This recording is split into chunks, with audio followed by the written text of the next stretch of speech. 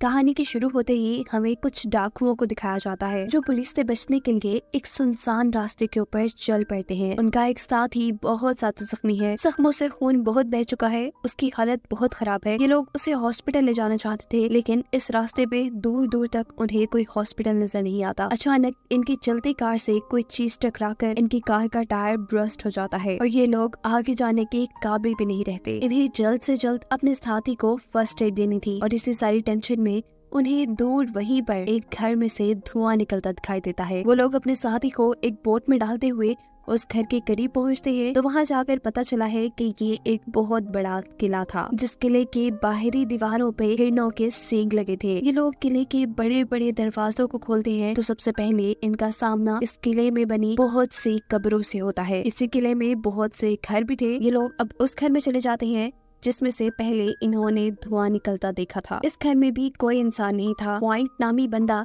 इस घर को चेक करने के लिए जाता है, जहाँ नीचे उसे एक किचन और एक छोटा कमरा मिलता है जिसमें बहुत से लोगों के स्केचेस बने थे। इससे पहले कि वो कुछ सोचते कि यहाँ क्या होता है, उनका साथी ऊपर दर्द से चिल्लाने लग जाता है। ये लोग ऊपर आते हैं तो देखते हैं कि इनके साथी के पास पहले से ही एक लड़की है। इस लड़की का नाम था चेल्सी, जो पॉइंट के इस साथी को चेक ही कर रही थी, पर पॉइंट उसे कहते हैं पीछे हट जाओ। ये लड़की डर के मारे उनके ऊपर गन तान देती है, जिसके जवाब में पॉइंट के सभी साथी उसके ऊपर गन तान कर उससे उसकी गन ले लेते हैं। इस टाइम पर चेल्सी की बहन भी यहाँ जाती है। पॉइंट इन दोनों से कहता है कि प्लीज हमारी मदद करो, पर ये लोग ज्यादा कुछ नहीं कर सकती क्योंकि ये तीनों ही बहनें आज तक इस किले से बाहर निकली ही नहीं। ये जैसे कोई सदियों पुरानी जिंदगी गुजार रही है, जहाँ ये लोग बिजली, टेक्नोलॉजी और मोबाइल फोन से कई दूर हैं। ये तीनों बस इनके लिए इतना ही कर सकती थी कि उन्होंने अपने घर में इन्हें रहने की इजाजत दे दी थी। पॉइंट और उसका भाई अपने बीमार साथी को एक दूसरे घर में लेकर आते हैं, जहाँ कमरे में उन्हें एक और जख्मी इंसान लेटा नजर आता है। चेल्सी अब पुराने तरीकों से इस लड़के का इलाज करना शुरू करती है। इस आदमी का जख्म इतना गहरा था कि किसी चीज ने जिस्म के आर पार होकर जिस्म में सुराख कर दिया था। चेल्सी के पूछने पर पॉइंट बताता है कि वो लोग पुलिस से बचकर भाग रहे थे, जिस दौरान उसका साथी दरख्त की टहनियों से टकरा गया। बातों ही बातों में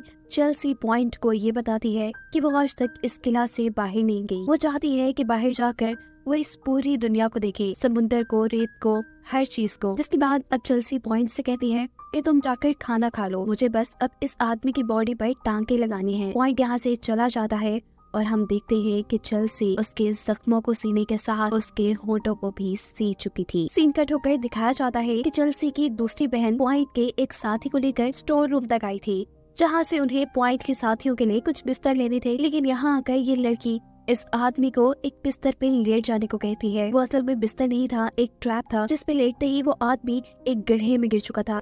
कि लड़की होशियारी दिखाते हुए ऊपर से इसका ढक्कन बंद करके यहाँ से चली जाती है। पॉइंट का एक साथी तो जख्मी था, दूसरे साथी को चेल्सी की बहन यहाँ बंद कर चुकी थी। अब दिखाया जाता है कि पॉइंट और उसके भाई ही खाने के टेबल पे थे, जहाँ चेल्सी की तीसरी बहन से पॉइंट का भाई काफी बातें करने की कोशिश करता है, लेकिन वो लड़की कोई जवाब नहीं देती।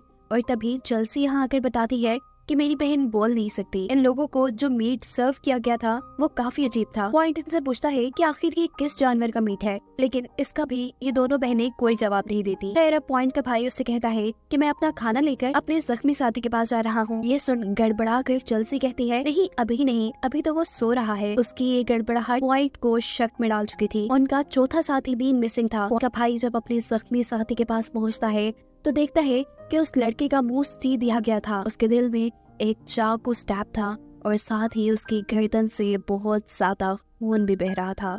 इन शॉर्ट वो मर चुका था। पॉइंट भी इन सभी चीजों को देखकर बहुत ज्यादा परेशान हो चुका था। अचानक ही पॉइंट को किसी क्रिएचर के गुर्राने की आवाज आती है। वो जल्दी से अपनी पिस्टल निकाल लेता है, लेकिन उसके सामने अभी तक कोई नहीं आया। यहाँ साथ लेटा वो आदमी जो पहले से ही जख्मी था, पॉइंट देखता है कि उसके पाँव को जंजीरों से बांधा गया है, जिसे वो एक कुल्हाड़ी की मदद से तोड़ते हुए जबरदस्ती इस आदमी को इस कमरे से बाहर ले आता है। हालांकि ये आदमी इस कमरे से बाहर आना भी नहीं चाह रहा।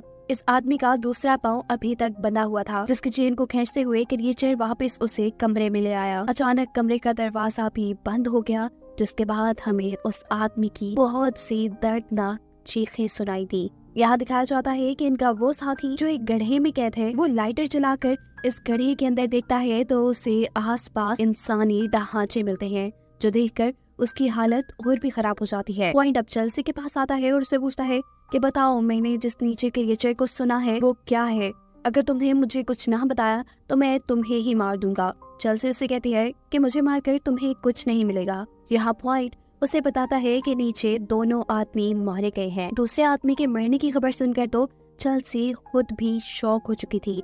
दिखाया जाता है कि पॉइंट का भाई चेल्सी की छोटी बहन को ढूंढते ढूंढते स्टोर तक आ जाता है, जहाँ के एक घड़े में उसके दूसरे साथी को कैद किया गया था। यहाँ उसे चेल्सी की दूसरी बहन मिल जाती है, जो उसे अपने जाल में फंसाते हुए अचानक उसके सर पर कुल्हाड़ी से वार करते हुए उसे बेहोश कर देती है। उसे जब होश आया तो वो उल्टा लटका हुआ था। उसके जिस्म से जहाँ जहाँ से खून निकल रहा था वो नीचे एक बर्तन में जमा किया जा रहा था। हमें पता चला है कि जंजीर से बंधा वो दूसरा आदमी जो उस कमरे में था और जो अब मर गया, वो असल में इन तीनों बहनों के डैड थे, जिनके मरने के बाद चेल्सी अब उनके लिए प्रेयर कर रही थी। और सबसे शॉकिंग चीज हमें ये देखने को मिलती है कि वो मरा हुआ इंसान अचानक से उठ खड़ा होता है और आहिस्ता आहिस्ता अपनी बेटी की तरफ ऐसे बढ़ने लगता है जैसे अभी वो उसे मार खाएगा। लेकिन चेल्सी भी काफी होशियार थी।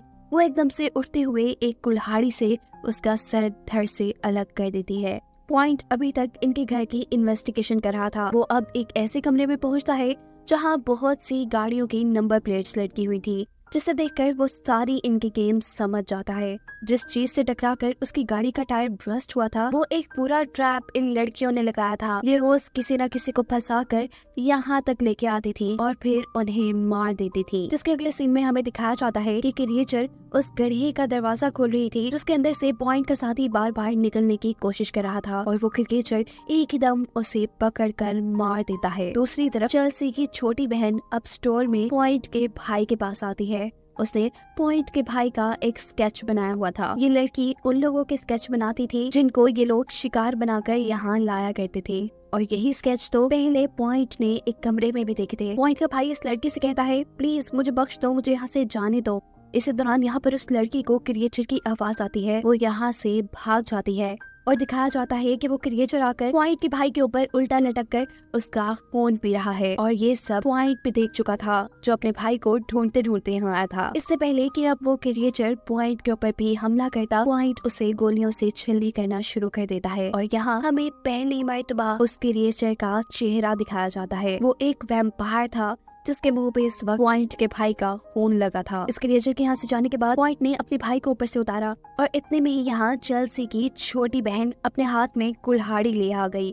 वो पॉइंट के भाई को इस कुल्हाड़ी से काटकर मारना चाहती थी, पर पॉइंट उसे उठाकर यहाँ से दूर फेंकता है और ऐसे में उस लड़की की बॉडी के अंदर एक सरिया स्टैब हो जाता है और वो लड़की वहीं मर जाती है। अब पॉइंट अपने भाई को लेकर चेल्सी के असल घर में आ गया। यहाँ वो नोटिस करता है कि उसके भाई का चेहरा बिल्कुल सफेद हो गया है। पॉइंट अब ये बात तो जान गया था कि यहाँ जो क्रिएचर है वो एक पुराना वैम्पायर है, जिसको हराए बिना वो यहाँ से नहीं निकल सकते। अब क्योंकि पॉइंट असल में डाकू था तो उसके पास असला तो बहुत सारा था। वो अब वैम्पायर को मारने की तैयारी शुरू करता है और अपनी गन्स के अंदर बहुत सारी बुलेट्स को लोड करता है। जब पॉइंट की काम कर रहा था तो यहाँ पर चेल्सी और उसकी दूसरी बहन आ जाती है। वो कुल्हाड़ी से दोबारा पॉइंट के भाई को मारने के लिए आई थी, लेकिन पॉइंट बंदूक दिखाते हुए उन्हें दूर रहने को कहता है। साथ ही पॉइंट उन्हें ये भी बताता है कि तुम्हारी छोटी बहन मारी गई है।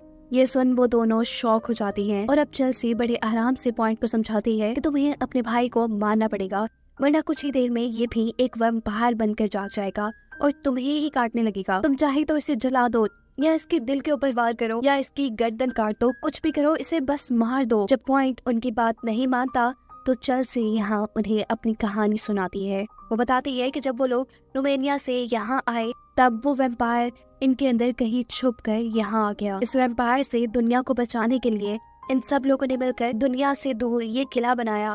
हम उसे वक्त वक्त से खाना देते रहे, इस वजह से उसने दुनिया पर हमला नहीं किया। पर जब सारा खाना खत्म हो गया तो इस वैम्पायर ने हमारे किले के लोगों को ही मारना शुरू कर दिया। बाहर जो कब्रें दिख रही हो ना, वो हमारे किले के लोगों की ही है जिसे इस वैम्पायर ने मारा है। चेल्सी बताती है कि वैम्पायर ने सबको मार डाला, बस हम तीनों बहनें और हमारे फादर बचे थे। जिसके बाद हम अपने आप को और अपने डैड को बचाने के लिए बाहर से लोगों को लाते रहे उस वैम्पायर को देने के लिए, ताकि वो इस किले से बाहर जाकर दुनिया में तबाही ना मचाए। वैम्पायर ने अगर बाहर किसी आदमी को काट लिया तो वो भी वैम्पायर में बदल जाएगा और ऐसे बाहर बहुत तबाही हो सकती है। पॉइंट उसे कहता है कि फिर इसमें ज्यादा सोचने वाली क्या बात है, तुम उस वैम्पायर को मार डालो। जिस पर चेल्सी उसे कहती है कि तुम्हें क्या लगता है इससे पहले किसी ने ट्राई नहीं किया होगा। बहुत से लोगों ने उसे मारने की कोशिश की पर सभी उसका ही शिकार हो गए। इनकी इन्हीं बातों के दौरान पीछे से पॉइंट का भाई अब वैम्पायर बन के जाग जाता है और अपने भाई के ऊपर ये हमला करता है उसे मारने के लिए। जब चेल्सी की बहन पीछे से कुल्हाड़ी लेकर आती है तो ये लड़का चेल्सी की बहन को ही काट लेता है। मौका पाते ही पीछे से पॉइंट अपने ही भाई के दिल में कोई चीज स्टैब करके उसे मार देता है। अगर वो ऐसा ना करता तो यहाँ सभी लोग वैम्पायर बन जाते। यहाँ दिखाया जाता है कि चेल्सी की दूसरी बहन भी मर रही थी, लेकिन वो मरते मरते कहती है कि मैं अभी भी उस वैम्पायर को मारने में तुम्हारा साथ देना चाहती हूँ। वो इन दोनों से कहती है कि उस वैम्पायर के लिए एक ट्रैप बनाओ जिसमें मैं खड़ी हो जाऊंगी। वो जब मुझे मारने आएगा तो तब तुम दोनों उसको मार देना। चेल्सी अपनी बहन को स्टोर के उसी गड्ढे में ले आती है जहाँ आकर वैम्पायर काफी लोगों को मारा करता था। वैम्पायर भी खून की बू सूंघते सूंघते यहाँ आ जाता है। मौका देखते ही पॉइंट और चेल्सी वैम्पायर को इस गड्ढे के अंदर धकेल देते हैं, जिसके बाद ये जल्दी से उसके ऊपर के दरवाजे की कुंडी लगा देते हैं। वैम्पायर को इन सारी चीजों का अंदाजा नहीं होता क्योंकि यहाँ उसे चेल्सी की बहन खाने के तौर पर मिल गई थी। जिस वक्त वो उसका खून पीने में बिजी था, पॉइंट गड्ढे के ऊपर के दरवाजों में सुराख करके अंदर पेट्रोल फेंककर वहाँ आग लगा देता है, जिससे फाइनली अब ये वैम्पायर मर चुका है। वैम्पायर के मरने के बाद चेल्सी के ऊपर से सारी जिम्मेदारी खत्म हो गई थी। वो फाइनली इस किले से बाहर जाकर बाहर की दुनिया देख सकती थी। उसने अपने किले के दरवाजे खोल दिए थे। वो यहाँ से बाहर जाने वाली थी, लेकिन तभी वो देखती है कि पॉइंट के कंधे पर वैम्पायर के काटने के निशान हैं। यानी कुछ ही देर में अब पॉइंट भी एक वैम्पायर बन जाएगा और चेल्सी को अब इसे भी खत्म करना पड़ेगा। और इसी वजह से चेल्सी दोबारा अपने किले के दरवाजे बंद कर देती है और ये कहानी यही खत्म हो जाती है।